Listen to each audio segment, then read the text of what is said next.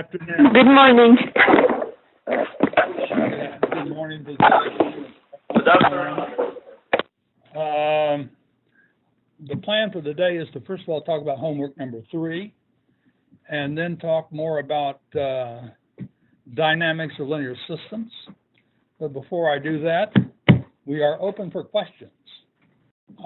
You'll notice that through my astute coaching, the basketball team is doing better. You're probably not aware of that. You probably thought Coach K was doing all the work, but I send in a play now and then, usually by yelling at the TV. And but I yell loud enough, I know he hears me. You didn't go to East Stadium? Well, I go to the games too. I was actually at the North Carolina game. Yeah, I was there in person. Yeah, and so pulled them through. Pulled them through. I was not at the Clemson game. That's why it was so close. I did watch on TV. Next time I need to be there live. You have to go to the radio station. Yeah. Jumping in. I know all of you are going to go to Charlottesville on Wednesday night to see them play Virginia. Only if you'll be yelling at the TV. Okay. We're having fun here in Durham talking about basketball, but are there any questions about aeroelasticity? None in Durham. Do I hear any questions from Stockholm? Are we ready to talk about homework number 3?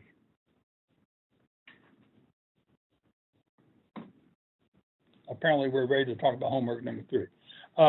Homework number 3, I know it was a long time ago, but there were two major parts. One part was starting with the expressions for kinetic and potential energy for a plate to derive the governing equations of motion and the boundary conditions through a use of Hamilton's principle.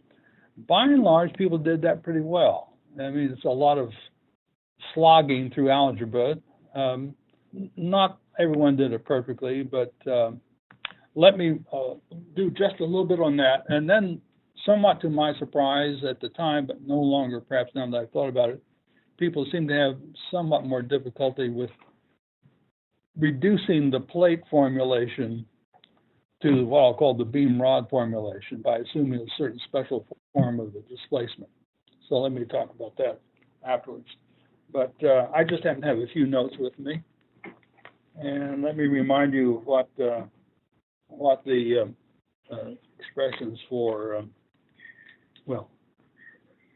kinetic energy for, this is the plate now. Plate. Kinetic energy, of course, is 1/2, that's the easy part, the mass per unit area, which might depend on x and y, dw dt, the velocity, squared, integrated over the area of the plate, right? And then from that, you have to compute del T, if you're going to use Hamilton's principle. And that would be 1/2 m dw dt del of dw dt. There's a 2 here, right? It cancels that factor of 2, dx dy. And then you put this inside an integral with respect to time, because that's what appears in Hamilton's principle.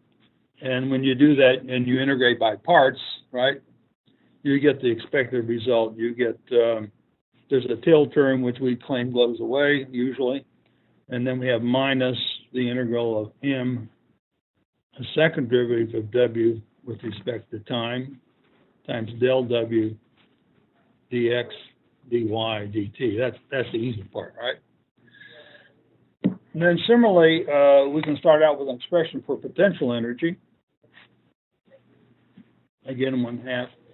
I'm not going to do all the terms in potential energy because it takes too long. I've done it once or maybe even twice. I hope never to do it again. And now you've done it once. Maybe you should do it twice. Just repetition. A certain amount of repetition is good, but not endless repetition.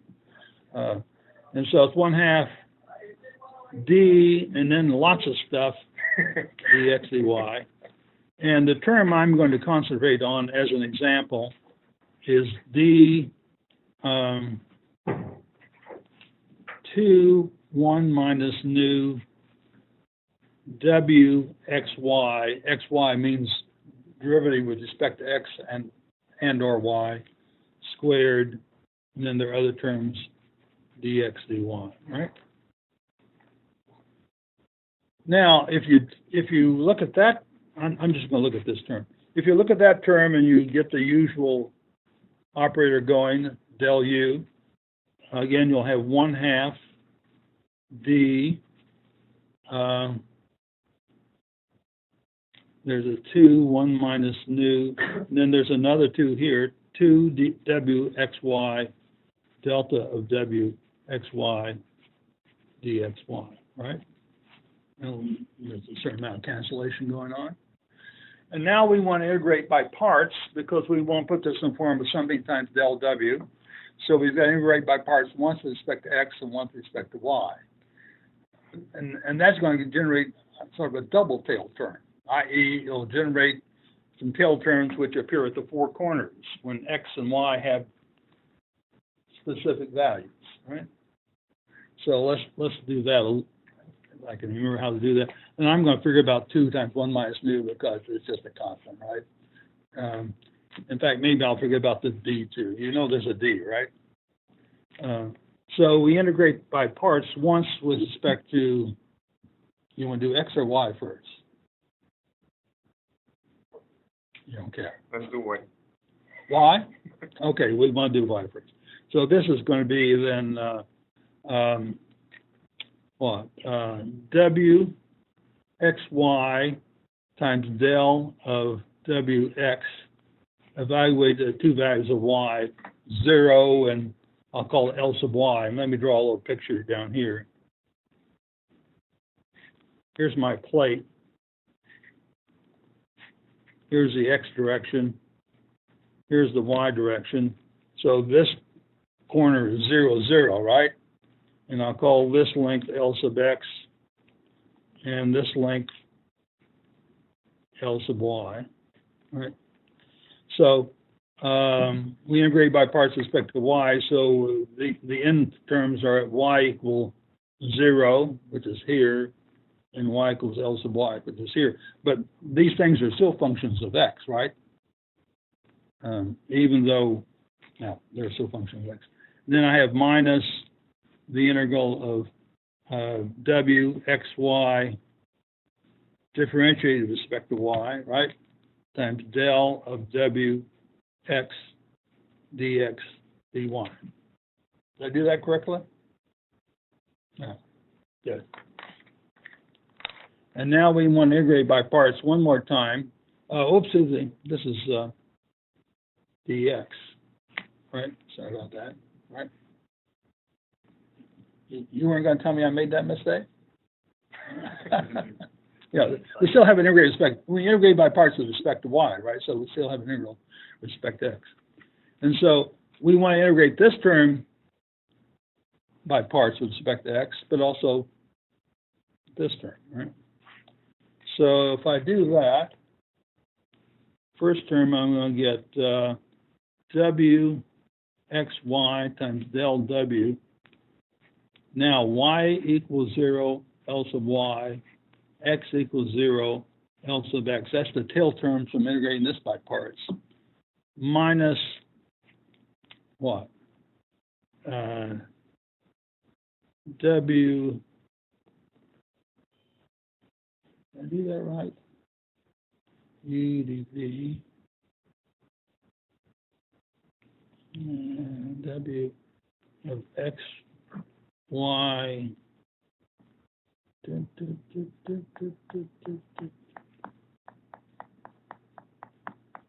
oh, I know. Yeah, I'm okay.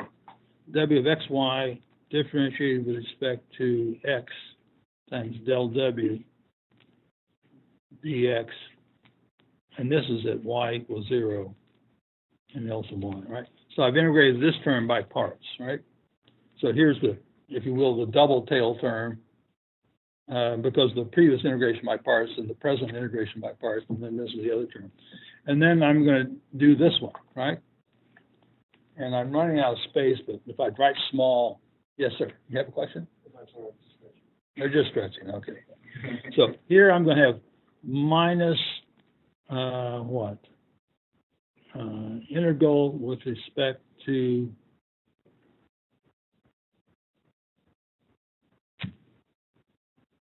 y of w x y y times del w at y, assuming x equals 0. X equals 0 and L sub x. And then I'm going to have a plus double integral. There's a minus, but then there's a minus also from integration of parts. I have w of xy yx del w dx dy. Yeah, I think I did that right. And notice there's a symmetry about all this. If I interchange x and y, I get the same answer, as you should, right? Because the axis that I called x and one I called y was completely up to me. That was a choice, right? So one check on your algebra is that everything should still be the same if I replace x by y and y by x. Yes, you had a question? Which one? Oh, this one should still have a dy, shouldn't it? Thank you. Thank you. And so anyway, this is the corner term, right? And it's present and might even be needed if you have a free edge, have a completely free edge, right? If this were clamped here, but you still had free edges here and free corners, and you really wanted to solve the differential equation, which no right-thinking person would want to do, subject to the boundary conditions. Why do I say that? Because the obvious thing to do is not go to the differential equation formulation, but go back and use the potential energies and a modal expansion, right? Where the modal expansion only needs to satisfy the geometric bound conditions. One of those, well, if I have a clamped edge, it needs to satisfy the condition that the displacement is 0 here and the slope is 0 here. But I don't need to say anything about the other boundary conditions. They get taken care of automatically through the magic of Hamilton's principle and really rest, yes. Is there a physical meaning behind the second derivative of w in x and y? Yeah, it's a twist, I think. Yeah. Yeah. Yeah.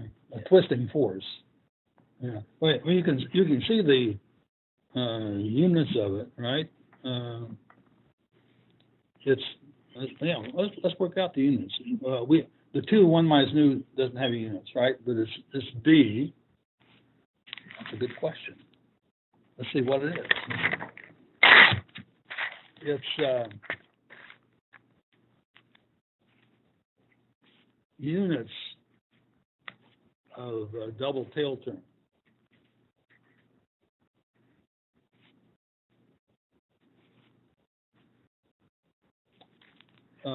It's going to be, well, yeah, it's going to be a force, actually. How do I know that? Its U is proportional to D times W xy del W 0 L sub x 0 L sub y. Is that right? Did I do that right? I think I did. Yeah, okay. Let's see. What are the units of, hopefully the units are the same on both sides. We'll find out if that's true. What are the units of energy? Joules. What? Oh, no. You got to be more basic than that. You have to tell me in terms of force, length, time, and mass. Those are the fundamental units, right? The fact you measure something in joules versus kilocalories or whatever you want. Yeah, that's just an artifact. So what are the units of this? It's energy, right? Force times length. How about that? Very good. Force times length. Right? Those are the units of work or energy. D is E over 12 1 minus E squared. Okay, well, that's dimensionless. What are the units of E? Force per area. Force per area. So this is force over length squared. WXY, what are the units of that?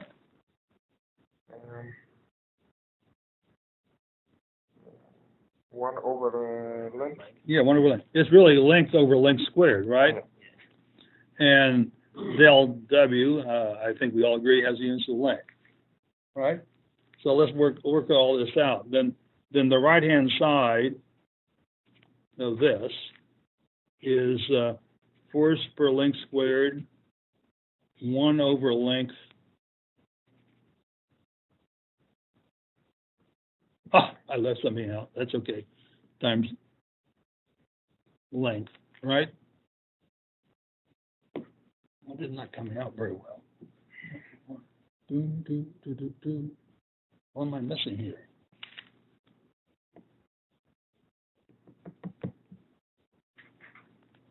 What did I do wrong? Still have the integral. Yeah, but the integral went away because I had. DXY? You need to the boundaries an actual way. Say again? Multiply by the boundaries. Evaluated. No, can't do that. Can't do that. Let's go back to earth, fire, wind, and water. I had 1 over length squared. Oh!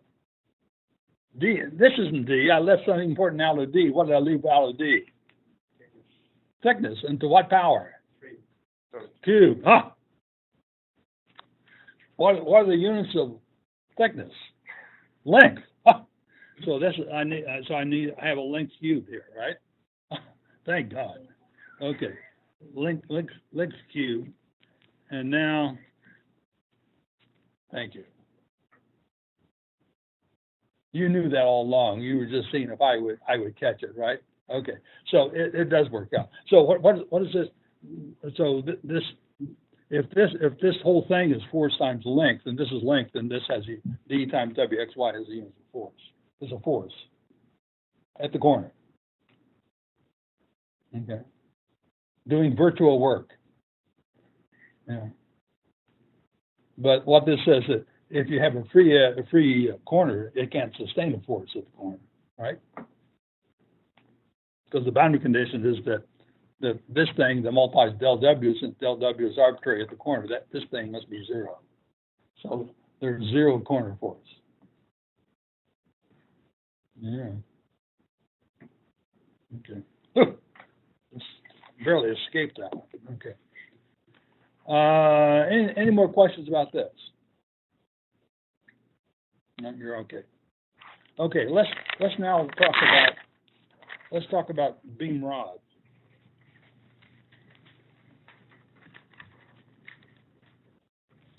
What do I mean by a beam rod? A beam rod is a plate with a very special form of deflection pattern. It assumes that there's some function y of t minus h minus x, that's the x coordinate, times alpha y of t. And now we're really thinking, let me draw my picture again. Now I am distinguishing between x and y, right? So if this is the x direction and this is the y direction, then I'm assuming that if I measure x from, say, this point, right, that there's an axis called the elastic axis, which bends as given by a function h of y and t, and about which there's a twist, alpha, which is also a function of y and t. And x, this form tells me that if I look at a cross section in the x direction, I just have a plunging up and down and a twisting. It looks like a rigid body motion if I look edge on. All the bending and twisting is taking place along the y-axis. But if I'm a person looking at any y location, it's either just moving up and down h or rotating around alpha. Right? So I'm assuming a rigid body rotation pattern in the x direction and allowing for bending and twisting with respect to y. Now, why is that a good thing to do? Well, when I substitute this into the energies, I can work out the integrals explicitly over x, and then x will go away. The easiest part to do is kinetic energy, and I'll do that first. But I'll do potential energy at no extra cost. To point out that the usual beam rod bending torsion equation that you know and love and is in the textbooks is not the whole story. No. I'm revealing secrets here. Oh. Okay, so let's go back to kinetic energy. It's one half the integral of mass dw dt squared dx dy. Oh, by the way, everyone in Durham was nodding their heads on the plate discussion, so I assume you didn't have any questions. Is that true? Or did you have some questions on plate, other than the one you asked about what are the units? Any other questions about the plate?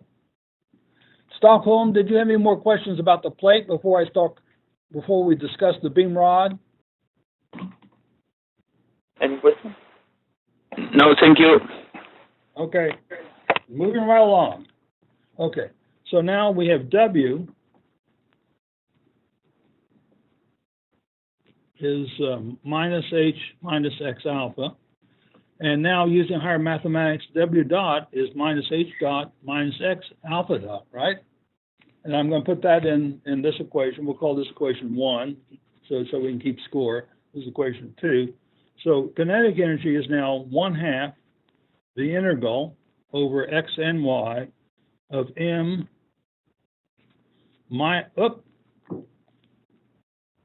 if I put this inside and square, of course, the minus signs go away. So I have H dot squared plus 2X H dot alpha dot plus X squared alpha dot squared dx dy. But now if I define M as integral over X only of M dx, what is that? If M is the mass per unit area, when I integrate with respect to X, it becomes the mass per unit span, right? And then by tradition, there's another integral that will appear. Here's an X, mx dx. We give it that symbol, okay? And we also have another integral, x squared times m, so we give it this symbol. So this is the mass per unit span. This is the moment of inertia, mass moment of inertia. Never to be confused with the EI that appears in the bending stiffness term, which also is called I, at least in the English literature. So this is the mass moment of inertia. And this is sometimes called the static imbalance, but you can also relate it to another more fundamental quantity, namely the center of mass. If I want to know the center of mass at any position y with respect to the x direction, the definition of the center of mass position is the integral of mx dx over the integral of m dx, right? That's the definition of it. So this thing can also be written as m times x sub cm. So x sub cm is the distance of the center of mass from the elastic axis. Okay? So with all that, you can then write kinetic energy as 1/2. Now it's just the integral with respect to y because I've made all these definitions. It's, what is it? It's m h dot squared plus 2 s alpha, or you can write in terms of center of mass if you prefer, h dot alpha dot plus I alpha dot squared dy. Once you do this, forget about x, right? Because we took care of x. We made a certain assumption about the nature of the displacement of this object, and x is effectively gone away. The mathematical consequence, of course, is that the equations of motion will be now in terms of h and alpha, which only depend on y and t. Okay, so I'll call this is still equation 2. All of these equations together, I'll call equation 3, and 4 is this, if you will, the reduced form of the kinetic energy expression. Okay, that's the easy part. Let's now do the potential energy part, if you're ready for that. Are you ready for potential energy? Okay, good.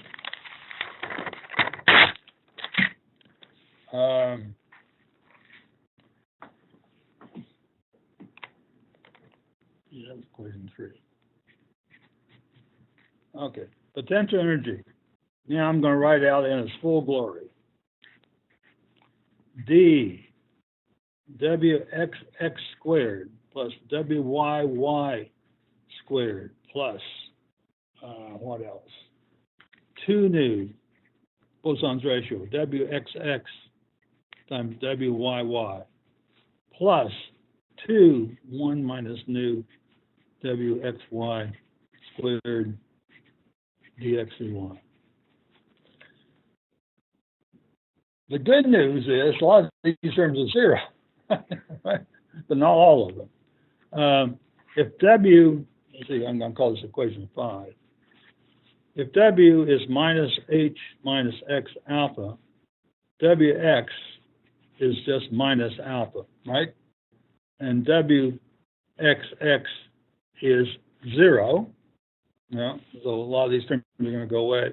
And then sorry about that. WXY is minus alpha sub y, right? That means differentiation of differentiation of alpha with respect to y. And is that all we need? I think that's all we need. Oh, we need WYY. WYY is minus HYY minus X alpha YY, right? Okay, we substitute all that in, what do we get? Call this equation 6. So we put 6 and 5, and we get U equals 1/2 D. This term is 0. This term is this term squared.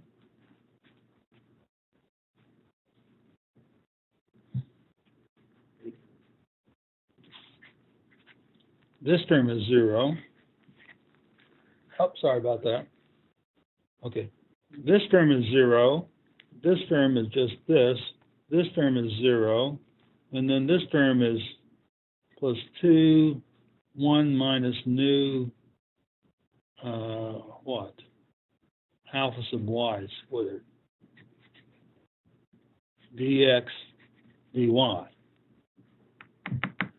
But as before, we can work out explicitly the integrals over x and just leave something in terms of h and alpha and the integral over y, right?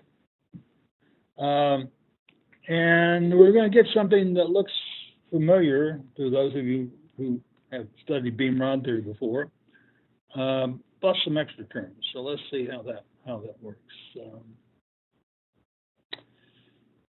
So let's see. Of course, yeah, okay.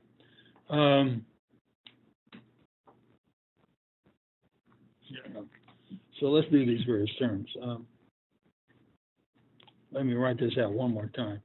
Now, thank you. I'm trying to decide. Yeah, you can do this in your head, I think.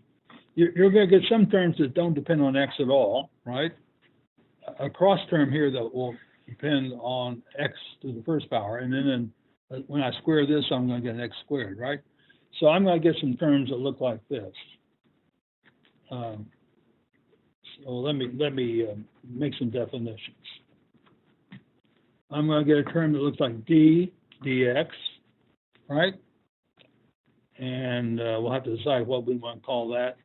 I'm probably going to call that I, not EI actually, not to be confused with with the I sub alpha in the potential, in the kinetic energy term, right? And just remember what this is.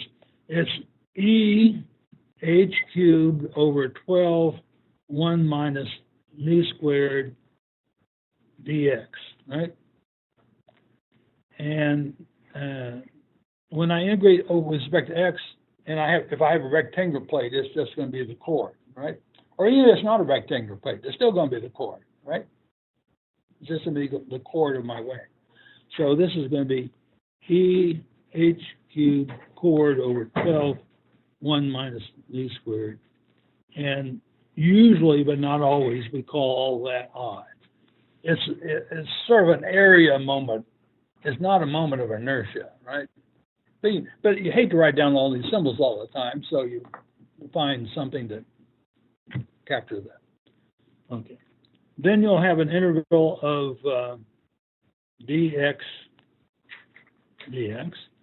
Now I have to be a little careful. Well, even in this case, I have to be a little careful.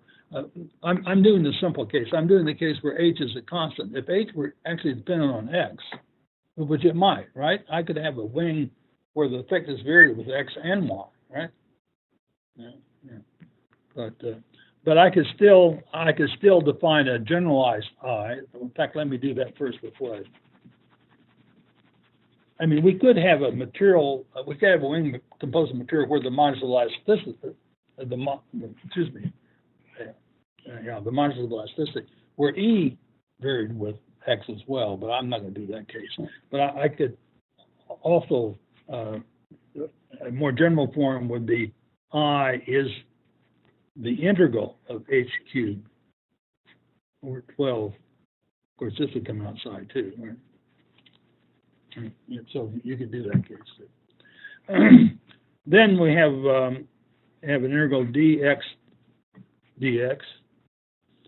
I'm going to try to convince you that the term that involves that constant is not too big, so I'm not going to give it a symbol. Well, I'll give it some symbol. What symbol would you like? You're not sure. Okay. And I'll call it d sub x. How about that? And then I'll have another term that goes like dx squared dx. I'll define that as dxx. And then I have another term which is sort of the same way involving this one. I have d times 2 1 minus nu, right? I'll have d2 1 minus nu dx. And if you look at that, it's going to give me what? From all this, it's going to give me E h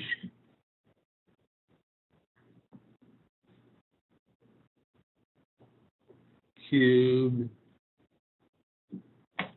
over 12, 1 minus nu squared, 2, 1 minus nu.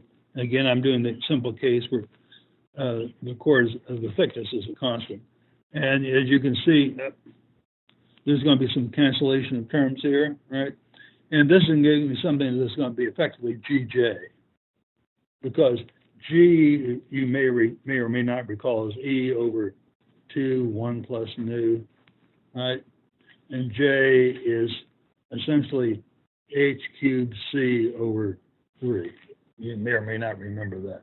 But if you work out the algebra, this comes out. But in terms of plate parameters, you don't need to know about I or J, except that you may want to use those symbols and the G symbol as well. Okay. But now, what I haven't told you is what about, well, so this term is going to be end up being the GJ term, right? This term is going to end up being the EI term. But what about these other terms? What about these other terms? Well, I'm glad you asked. What have I got? I've got X.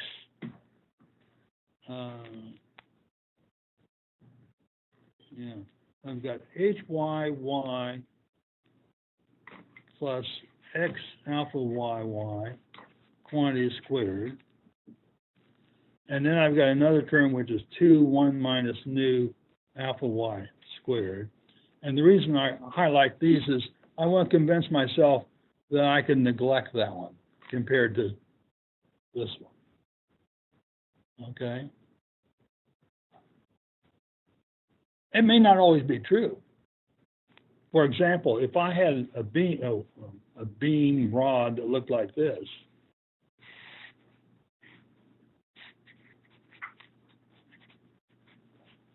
where this distance C is bigger than L, it probably won't be true. I'm going to have to make a further assumption that I'm looking at a wing where C over L is much less than 1. In other words, Oh, thank you. Okay. So let's see how we can make that estimate. Let's look at this term. X squared alpha y squared versus just alpha y squared. I mean, there's a 2, but within our estimate, factor of 2 is nothing, right? So how big are these terms? Well, I claim that X is on the order of C. I claim that alpha y is on the order of alpha divided by L squared. I claim that alpha y is on the order of alpha over L. Okay? And therefore, this term goes like C squared over L squared times alpha squared. And this term goes like alpha over L squared.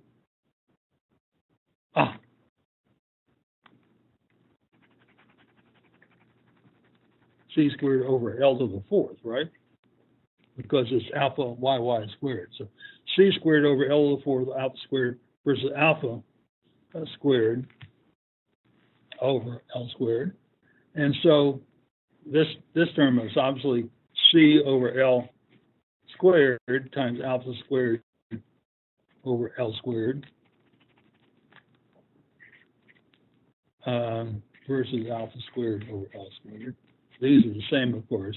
And so if I want to neglect this term, I can, as long as C over L is a number that's small compared to 1. Right? Now, it's a little trickier to think about what happens because I have a cross term here, right? I've got to make some assumption about how big H is compared to alpha. But H is the deflection in the normal direction to the plate, right? And so H versus alpha times X, right? That's what appears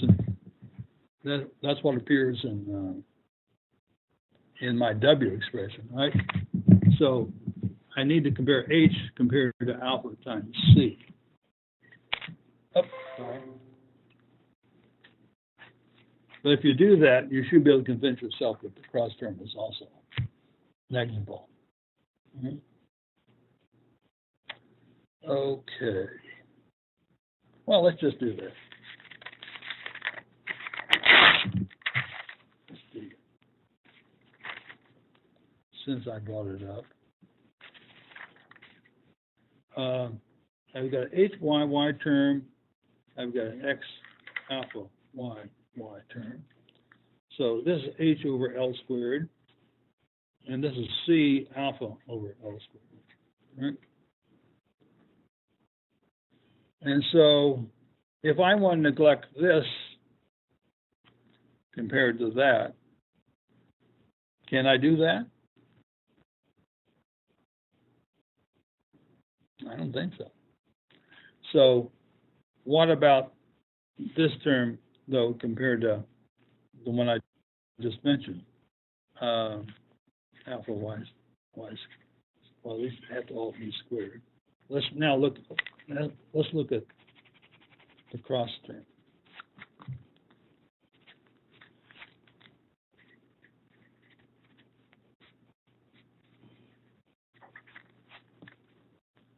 We have HYY, X alpha YY. That's the cross term, right? This is a factor of 2, but a factor of 2 for this purpose isn't significant. And I want to compare that to alpha y squared. So let's see, this one is what? It's h over L squared, c alpha over L squared, and this one is alpha squared over L squared, okay?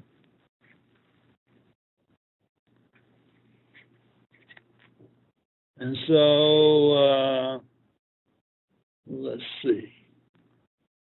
There's a common factor alpha over L squared, so I'll factor that out. That'll leave me with just alpha here. And up here, I'm going to have HC over L squared. All right? And, yeah, sorry. Okay. So now I have to, again, if C over L is a small number, this is, what is it? It's HC over L squared. I put a C down here, right? I'm just multiplying and dividing by C versus alpha. But H over C and alpha are going to be the same size because of the assumption I made about the form of W. And therefore, again, I can justify neglecting that term if C over L is small enough, which is what people usually do. But if L over C is of order 1, if this is a square wing, right, then all these other terms, presumably, should still be included. Even though I make this assumption about rigid body motions in the x direction, right, I really should retain those other terms as well. Of course, you're going to run a finite element code anyway, and it's all going to be buried in the code, and you'll never see this. That's still good for you to think about, okay? Okay, I think that probably exhausts that topic. The main point I wanted to leave with you is that when you start out with plate theory, yes, you can reduce it down to what is usually called beam rod theory, but it's not exactly the beam rod theory you may have seen in the textbooks. Any questions about beam rods? No. Now, the one thing that many people on the homework did not do is they did not get this down to an integral over y in terms of h and alpha, and then apply Hamilton's principle and get some different equations for h and alpha. So if you didn't do that, read the homework solution that we sent to you. What happens if you apply the form of W to the equation we got for the plate? Yes. What happens if you apply, like, if you find the derivative of W and substitute them on that equation? I think you asked a very good question. I hope you asked the following question because I meant to talk about this. Are you saying what happens if you start from the partial difference equation for W and then try to derive the beam rod equations? Is that what you're saying? Exactly. The answer is you get in big trouble. So I'm glad you asked that. Okay, so let's look at this. Let's look at the partial difference equation for W for a plate. And that equation, you get an MW double dot, right? And we'll do the constant thickness case because it simplifies the algebra, plus D del fourth W equals 0, right? That's the plate equation. And the question, I think, is now assume W equals minus H minus X times alpha. And can you do that and put in this equation and get in two equations? You need to get two equations, right? One for H and one for alpha. So let's try that. I'll do the easy term first. Always do the easy one first. In fact, I should do the easy term first. No, I won't. Try to assign this as a homework problem. That's probably not fair. Okay, we put this in here. We'll get what? M minus H double dot minus X alpha double dot, right? So let's see. Which equation am I working on now? Yeah, I'm going to call that 7. I'm going to call it, I made another equation 7. I'm going to make this 8. So we got that. And then what happens with this term? D, we'll just write this out, well, write it out up here. It's W x x x x plus 2W x x y y plus W y y y y, right? That's what it is. What's W x x x x x? 0. What's W x x y y? What's W y y y y?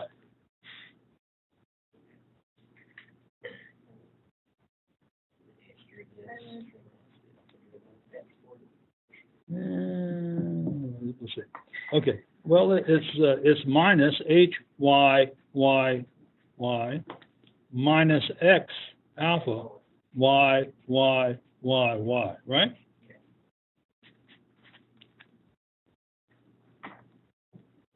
Well, yeah. What are we going to do? Now, what are we going to do?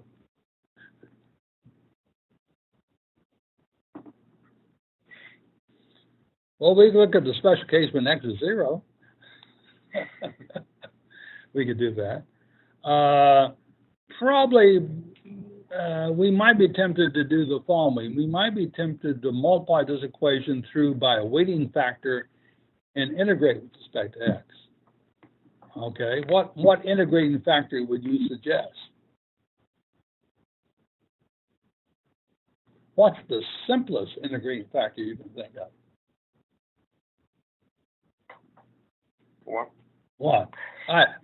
That's the one I was hoping for. You could have said 0, but that is simpler, but not useful. 1 is better. Okay, so let's integrate this expression with respect. We'll take all this, multiply it by 1, which is easy enough to do, and integrate with respect to x. Okay. We said we were going to choose our x to be at the elastic axis, right? Okay. So let's see what that gives us. We have let's see, we have minus h double dot integral m dx. That's sort of promising, right? Yeah. And then we're going to have minus alpha double dot integral of x dx. Oh, we're talking e and m. That's not too bad. And then we're going to have plus b. Let's do the other way. Minus h y y y y integral of d dx. That's not too bad. And then what? Minus alpha y y y y integral dx dx.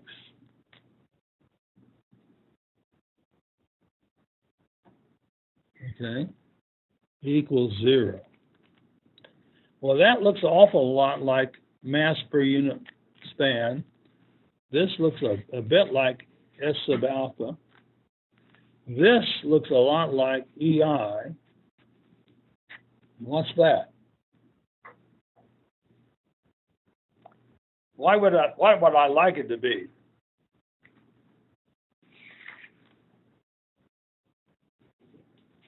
Zero. I'd like it to be 0. Is it 0?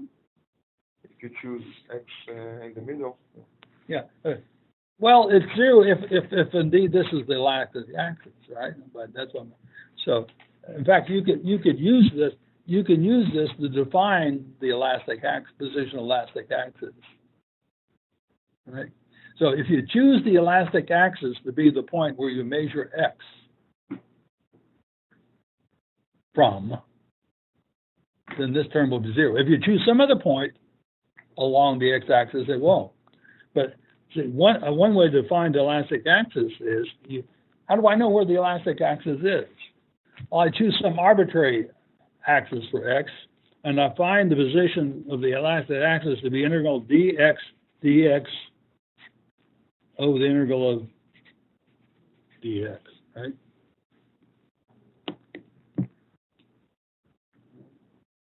Okay. So this, if I choose the x-axis appropriately, if I measure it from the elastic axis, then I get this. By the way, if I choose it x to be measured from the center of mass, I'll get some other. Because if I choose from the center of mass, then this term will be 0, right? See, when I choose h and alpha, I'm just saying this wing bends and it rotates in a rigid body-like fashion with respect to the x direction. But I could choose the position from which I measure x. I could choose it from the center of mass. I could choose it from the elastic axis. By tradition, in aeroelasticity, is usually the elastic axis. It doesn't have to be. Okay, so, hey, you think this is the equation you're going to get if you start from those expressions for kinetic and potential energy entirely in terms of h and alpha and use Hamilton's principle? Yes. Yeah. And by the way, you don't get these extra terms this way. Appears not. Okay. What else could we do? Let's go back here. Remember what we did? We multiplied by a weighting factor, cleverly chosen, suggested by one of our colleagues, and integrated with respect to x. Well, so this is one equation and two unknowns, h and alpha. I need another equation. So how am I going to generate another equation? Use another weighting factor, right? So what would be the next obvious choice of a weighting factor? I can use anything I like in principle, but there's one that usually is most plausible and gives me the answer I would get by starting from Hamilton's principle. What would be the weighting factor now? 1/2. No. Well, 1/2 wouldn't really give me a different answer from 1, right? It's just a constant. Any constant basically will give me the same answer because the constant will just cancel out all the terms. So when you said 1, 1's fine, but I could use 2.7 or pi or anything else. So I need something that's not a constant. What's the next simplest thing other than a constant? X. Let's try X. Okay. So now, this is equation 9, and then I'll call this equation 10. So let's now multiply 9 by x and integrate. All right? Well, I'm going to do all the details, but you can see what's going to happen. Our first term will be minus h double dot integral m x dx. Next term will be minus alpha double dot integral m x squared dx. It's looking good. Next term is minus h y integral of dx dx. I just told you that's 0. And then this term is, what is it? Minus alpha y integral of d x squared dx.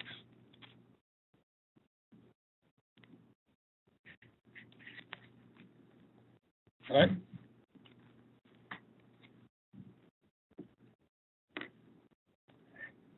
Is that what I wanted or what I was hoping to get?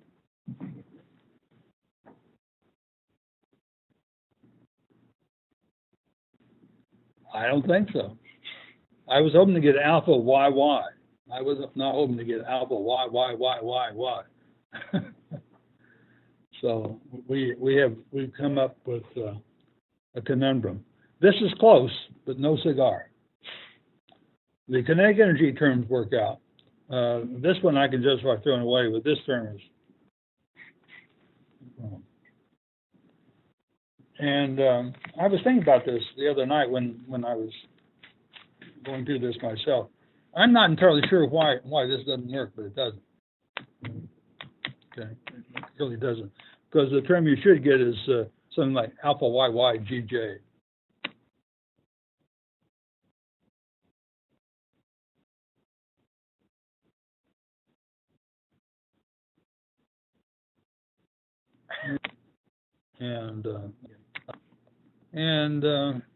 But if you go back to Hamilton's principle and do the reduction there from W to something entirely in terms of H and alpha, then that does come out. Okay. So you can try this. Doesn't work. And if you want to look at this more deeply and explain to us why it didn't work, I'll be happy to give you extra credit for that. I'm not sure quite why it hasn't worked, but it almost works, right? It gives you the bending equation correctly, right? It gives you bending. So, but somehow the twisting is more subtle. The twisting equation is more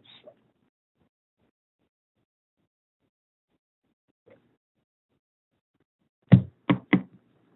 Stockholm, are you happy with that answer? Yes, thank you. Well, you are very kind and tolerant. I appreciate that. But it's a good question.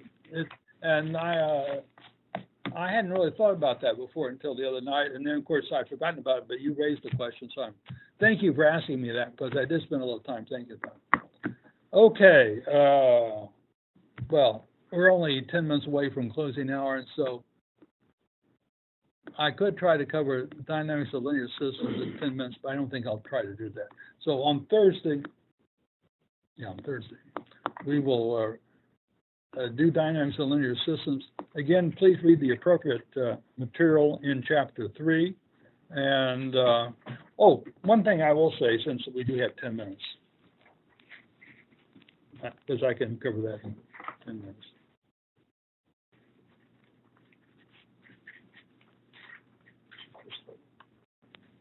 Oh, thank you. If I have an equation of motion like this is one of the equations that we were using as an illustration. This is part of your first homework assignment, if you remember that.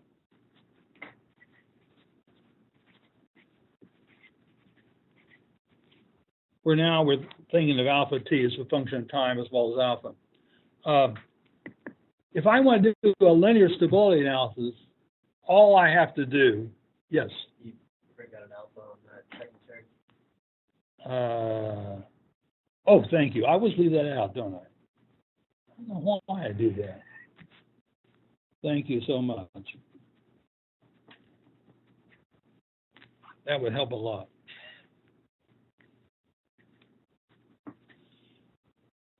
If I want to do a stability analysis, and that includes flutter, all I do is I assume alpha is some alpha bar e to the lambda t, and I look at the homogeneous equation with the right-hand side 0 and find the possible values of lambda, which in general are complex numbers. And then I look at each of those complex numbers, which has a real part and an imaginary part. And the real part tells me whether the system is stable or not, right? If lambda r if even one of the possible lambda r's is positive, then this is exponentially growing motion, system is unstable. If they're all negative real parts, system is stable. And then, of course, the imaginary part tells me the frequency of the motion, right?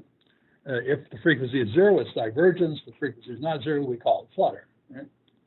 So this still works, okay, for all linear systems that I know about. And we'll have many different kinds of linear equations we'll look at over the course of the next several weeks. But it works for this particular equation in particular. But then if the motion is in fact stable, then we want to look at other possibilities. We want to look at right-hand sides of various sorts. We want to look at right-hand sides that are simply sinusoidal in time. We want to look at right-hand sides that are periodic in time, they repeat in time, but not strictly sinusoidal. And ultimately, we want to look at arbitrary right-hand sides in terms of their time dependence, including random inputs. So that's what we're going to talk about now. But stability analysis, you know, if you want to be a specialist and just think about flutter, this is all you really need to know, right? More or less. Aside from the fact you need to understand ancillary dynamics, which we haven't really talked about yet, but that comes later. Okay, any more questions today? Stockholm, any questions from you today? More questions? No, thank you. Okay, we'll see you on Thursday. Take care.